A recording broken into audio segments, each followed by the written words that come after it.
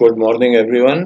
आज हम मॉडल्स में बात करना चाहते हैं विल और शैल की। बहुत बड़े स्तर की राष्ट्रीय समस्या है इंग्लिश स्पीकिंग वर्ल्ड में, when to use shall and when to use will.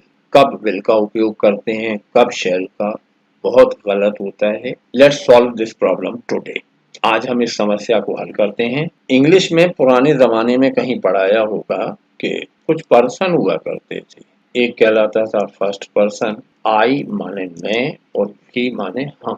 ये जो दो बोलने वाले लोग होते हैं they are called first person. Second person केवल सुनने वाला होता है, मतलब जो बोल रहा होता है उसे फर्स्ट पर्सन कहते हैं, जो सुनता है वो सेकंड पर्सन। आई और वी जो दो बोलने वाले होते हैं they are called first person. और फिर ये दोनों मिलके जिन लोगों की बात करते हैं, बाकी जितने बचे ही, शी, इट, दे या ने, ये कहलाते हैं थर्ड पर्सन। अब फ्यूचर जो होता है ये दो तरह का होता है। ये बताना भूल गए थे छोटी क्लास में, इसलिए थोड़ा सा कंफ्यूजन पैदा हो गया। फ्यूचर दो तरह का होता है, एक कहलाता है प्योर फ्यूचर और दूसरा कहलाता है कलर्ड फ्यूचर। चलो देखो, तो हम ये बात बता रहे थे कि फ्यूचर दो तरह का होता है। एक कहलाता है प्योर फ्यूचर। प्योर फ्यूचर मतलब शुद्ध भविष्य।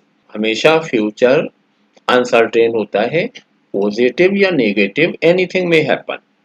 ऐसा है दो घटनाएं हो सकती हैं तो कहलाएगा प्योर फ्यूचर। और अगर उसमें कोई भावना जुड़ जाती है, कोई इमोशन जुड़ जाती है, तब हम इसे कहेंगे। इस प्योर फ्यूचर में आई और वी के साथ शैल लगता है। कलर्ड फ्यूचर में मतलब यू और ही, शी, इट, यू हो गया सेकंड पर्सन और बाकी जो बचे ही, शी, इट, ने और दे, इनके साथ प्योर फ्यूचर अगर बताना है तो इसे अब ऐसे कर लो। शैल का प्रयोग आई और वी के साथ और विल का प्रयोग बाकी सभी के साथ। अब सुनो ध्यान से, अगर थोड़ी सी देर कंसंट्रेशन से सुन लिया तो ये समस्या जीवन भर के लिए हल हो जाएगी। If we are talking about pure future, अगर हम शुद्ध फ्यूचर की बात करते हैं, शैल का प्रयोग आई और वी के साथ होता है, विल का प्रयोग बाकी सारे सब्जेक्ट्स के साथ होता है। ये बेसिक रूल है ग्रामर का। लेकिन है किस बारे में? प्योर फ्यूचर के बारे में। अब देखो, प्योर फ्यूचर ऐसा होता है जब दो घटनाएं हो सकती हैं। भविष्य है तो भविष्य में की कोई एकदम सच्ची सच्ची बात थोड़ी बता सकता है। आई शैल पास और आई विल पास। आई शैल पास का मतलब है कि मैंने परीक्षा दी है, परीक्षा में दो तरह के रिजल्ट आते हैं। कुछ लोग पास होते हैं, कुछ फेल होते हैं। मैं भी परीक्षार्थी हूँ, मेरे भी यही दो रिजल्ट आ सकते हैं, या तो पास हो जाऊंगा या फेल हो जाऊंगा। ऐसी डामाडोल स्थिति है तो आई के साथ शैल का उपयोग किया जाएगा, माने we are not sure what will happen of me. Future है, प्योर फ्यूचर है तो आई के साथ शैल लगेगा। हम अगर होते एक साथ तो वी शैल पास कहते। लेकिन कलर्ड फ्यूचर में इसे बदल दिया जाता है। अगर मैंने ढंग से तैयारी की है, मेरी प्रिपरेशन अच्छी थी, मेरे पेपर अच्छे गए हैं, तो फिर कहा जाएगा आई विल पास। फर्क आया समझ में? आई शैल पास, मैं पास भी हो सकता हूँ, फेल भी हो सकता हूँ। आई विल पास, दुनिया का कुछ होता रहे, मेरा रिजल्ट पास आ रहा है। तो अगर कोई फीलिंग जुड़ जाती है तब ये कहलाता है कलर्ड फ्यूचर। और कलर्ड फ्यूचर में सबके साथ विल का उपयोग करते हैं, इसलिए दिक्कत होती है। लोग कहते हैं कि ये हो क्या जाता है, कहीं आई के साथ शेल लगा देते हैं, कहीं आई के साथ विल लगा देते हैं। हालांकि मॉडर्न इंग्लिश में there is a growing tendency to use will instead of shall. वर्तमान ग्रामर में जिस दौर में हम रह रहे हैं, यहाँ विल का प्रयोग बढ़ता जा रहा है, शेल का प्रयोग अब नहीं करते लगभग, ये स्थिति है। लेकिन शेल का प्रयोग भी होता है और हमें भाषा के डेवलपमेंट के लिए ये समझना जरूरी है कि शेल का प्रयोग करते थे। तो ये दो सेंटेंस बनाना है और फिर खुद को बताना है कि what is the difference between these to.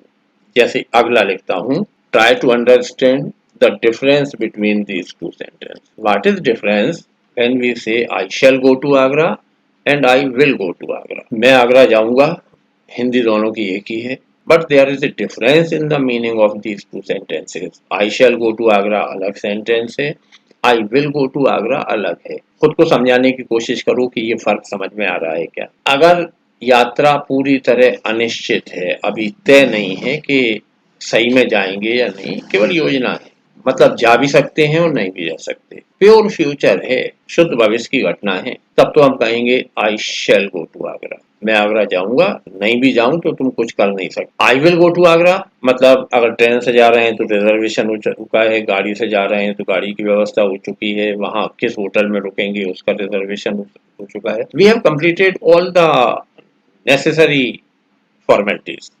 अगर हम सारी तैयारी कर चुके हैं then I will go to Agra. आया फर्क समझ में।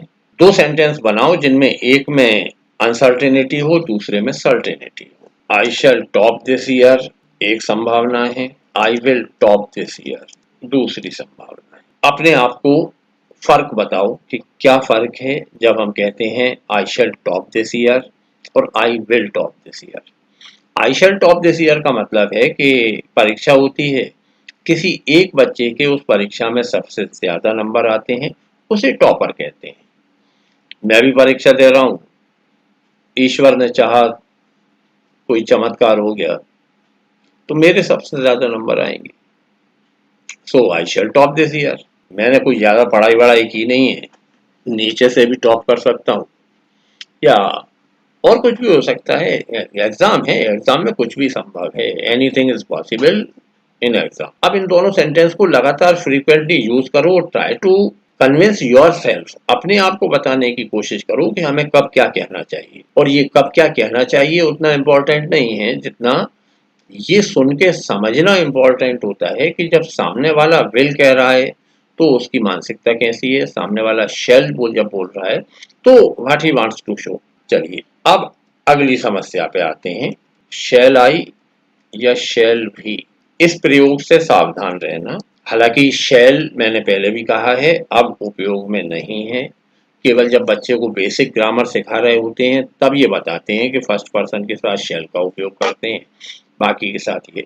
शेल आई और शेल वी से जो क्वेश्चन बनते हैं ये क्वेश्चन सामने वाले का ओपिनियन लेने के लिए बनाए जाते थे। पहले शेल आई और शेल वी से जो क्वेश्चन बनते थे वे सामने वाले का विचार, सामने वाले का मन टटोलने के लिए बनते थे। जैसे शैल आई ओपन द विंडो, क्या मैं खिड़की खोलूं, खोलूंगा बोलूंगा कुछ नहीं होता, फ्यूचर वैसा नहीं होता जैसा पुराने जमाने में वो गागी के वाला याद करवा दिया था।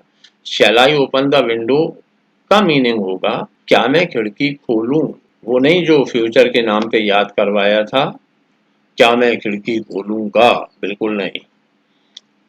शैल आई और शैल भी का उपयोग होता है to know the opinion of the addressee, जिससे हम बात कर रहे हैं उसका विचार जानने के लिए, उसका मन जानने के लिए ये प्रयोग किया जाता है। तो शैल आई ओपन द विंडो मतलब मैं ये जानना चाहता हूँ कि आप ये पसंद करेंगे क्या कि थोड़ी हवा आ जाएगी, खिड़की खोल दें। तो do you want it meaning होगा, अब चूंकि हम दोनों कमरे में हैं तो आपका ओपिनियन भी इम्पोर्टेंट है।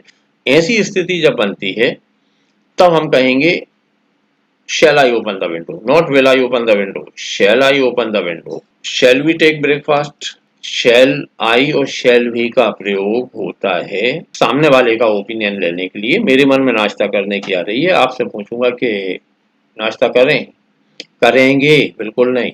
shall we take breakfast तो क्या अपन नाश्ता करें, आप यस कह सकते हैं तो कर लेंगे, नो कर दोगे तो नहीं करेंगे। Let me repeat once more, एक बार फिर सुनो। शेल का और विल का ये प्रयोग पुराना था, आजकल नहीं चलता, लेकिन पता होना चाहिए।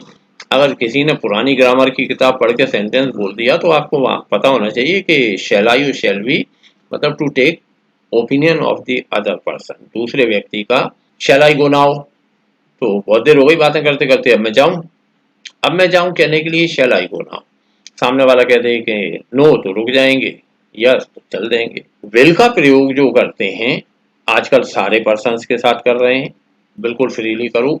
एक सूत्र याद कर लो, अगर एग्जाम होना है, कॉपी जचना है और क्लास छोटी सी है तो फिर याद रखो फर्स्ट पर्सन के साथ शेल और बाकी सबके साथ विल लगाते हैं। अगर कॉपी नहीं जचना तो बिल्कुल डरने की जरूरत नहीं है, सबके साथ फ्रीली विल का उपयोग करो, एक कहीं बताया होगा विल और शैल, जब इन दोनों का पास्ट करना होता है तो बहुत सारी किताबों में लिखा हुआ है विल का वुड करते हैं, शैल का शुड करते हैं।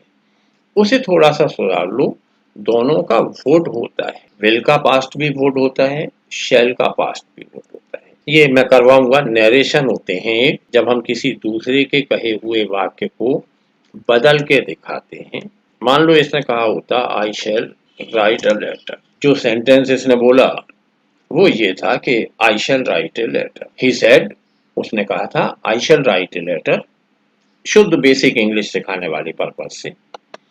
तो जब हम ये बात किसी को बताएंगे तो कहेंगे ही सेड दैट ही, अब शुड नहीं होगा, would write a letter. He said that he would write a letter. बहुत सारे लोग ये कह देते हैं कि शैल का शुड, विल का वुड होता है। बहुत पुराने ज़माने में होता था, आजकल ये प्रैक्टिस में नहीं है।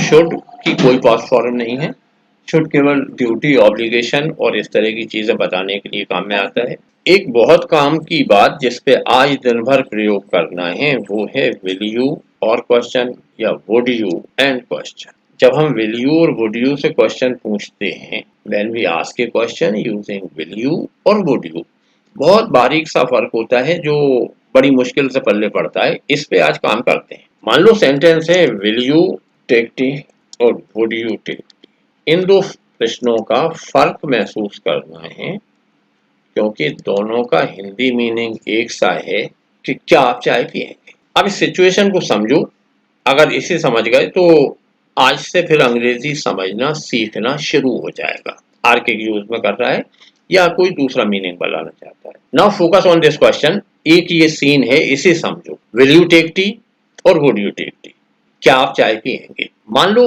सिचुएशन नंबर 1, विल यू और वुड यू दोनों निवेदन होते हैं। विल यू फॉर्मल निवेदन होता है, वुड यू ज्यादा एम्फेटिक निवेदन होता है। तो मान लीजिए घर पे 1 कप चाय बनी, मुझे वो चाय ऑफर की गई। तभी 2 लोग दूसरे बाहर से आ गए, घर में केवल 1 ही कप उपलब्ध है, उतना ही दूध, शक्कर, चाय की पत्ती थी कि मेरे लिए 1 कप चाय बन जाती, वो बन गई। अब 2 लोग जो सामने हैं, मुझे उनसे औपचारिक रूप से पूछना है कि क्या वे चाय पिएंगे। Be aware of my situation, मेरी स्थिति समझ लो, मेरे पास दूसरी चाय उपलब्ध ही नहीं है, लेकिन मुझे पूछना है। तो I will say will you take tea, क्या आप चाय पिएंगे। क्या आप चाय पिएंगे का मतलब है कि मैं आपके सामने चाय पी रहा हूँ, फॉर्मेलिटी के नाते आपसे पूछ रहा हूँ कि क्या आप चाय पिएंगे। चाय वाय है नहीं कुछ हमारे पास, तब होगा विल यू टेक टी। अगर घर में उतने कप मौजूद हैं, उतनी दूध शक्कर मौजूद है, उन लोगों के लिए चाय बन सकती है, तो कहा जाएगा वुड यू टेक टी। समझ में आया। विल यू टेक टी केवल फॉर्मेलिटी होती है, वुड यू टेक टी वास्तविकता होती है। एक और सीन देखो, किसी मल्टीप्लेक्स के सामने मिल जाते और फिल्म देखने गए होते, बाई चांस आप भी वहीं होते, तो मेरे पास 2 ऑप्शन थे। मैं पूछ सकता था will you see the film और would you see the film. Situation number 1, मेरी जेब में उतने पैसे हैं जितने में 1 टिकट आ सकता है और वहां कोई परिचित मिल गया, तो पूछना तो पड़ेगा ना कि फिल्म देखोगे क्या। अब आंतरिक स्थिति मुझे पता है क्या है। Internal situation is I don't have means to do this, मेरे पास साधन नहीं है। अब अगर आपको अंग्रेजी नहीं आती और आपने इस will you see the film का जवाब दे दिया हाँ चलो, तो फिर चलो नहीं, दोनों पोस्टर देख के वापस लौट आएंगे, जेब मना कर रही है। Will you see the film formal invitation है और फॉर्मल इन्विटेशन अक्सर स्वीकार नहीं किए जाते। Would you see the film, तो मेरी जेब में उतने पैसे हैं कि मैं ये काम कर सकता हूँ। लगातार बोलो विल यू और वुड यू। वुड लाइक एक अलग तरह का प्रयोग होता है कि मैं ये करना पसंद करूंगा, I would like to go there, I would like to see the film, I would like to help, use them frequently. और जब, जो बेसिक बात मैं लगातार आपसे कह रहा हूं कि पहले एक सिंपल सेंटेंस बनाओ, इसके बाद उस सेंटेंस को रिपीट करो, वॉल्यूम अपना एडजस्ट करके उस सेंटेंस का जो टाइमिंग है उसे छोटा करो। जब आप 25-50 बार आई विल बोलोगे, यू विल बोलोगे, तो थोड़े दिनों बाद मालूम पड़ेगा कि ये यू और विल पास आना शुरू होते हैं, इनकी शक्ल बदलना शुरू होती है और फिर यू विल जैसी कोई साउंड पैदा हो जाती है। ये साउंड गले से निकलती है, गले की अभ्यस्तता से आती। मैंने हिंदी एग्जाम्पल बताया था ना, अगर हम कहें मैं जा रहा हूँ, ऐसे पूरे पूरे सही सही शब्दों का उच्चारण अगर किया तो मुश्किल से 5 सेंटेंस बोलने में गला खराब हो जाएगा, खराशें आ जाएंगी। मैं जा रहा हूँ, सारे शब्दों को हम नहीं बोल सकते। इसे सुनना अपने आसपास क्या होता है। बोलते हैं मैं जा रहा हूँ, listen carefully what I said, मैं जा रहा हूँ। अब जा तक तो ठीक रहे, मैं बोला जा बोला, रहा की जगह केवल बोला रा, और हूं की जगह केवल ऊ होती है। मैं जा रहा हूँ, आ रहा हूँ, खा रहा हूँ, सो रहा हूँ, इस तरह की जो होती है। अब ये रहा हूं को राहू तक लाने में बरसों की मेहनत लगती है, आपको लगातार बोलना पड़ेगा। तो I would like to do this thing. अब जो जो काम आप करते हैं, वुड की कोई हिंदी नहीं होती, ये फ्यूचर का एक तरीका है। विल जो होता है वही मीनिंग होता है वुड का भी। ही विल को जब हम प्रेजेंट में उसका सेंटेंस है, अभी उसने बोला कि I will go to market, अभी यहाँ बैठ के किसी ने सेंटेंस कहा I will go to market. अब यही सेंटेंस मैं आपको शाम को या 2 घंटे बाद बताता हूँ, तो विल तो उसने सुबह 8 बजे बोल दिया था।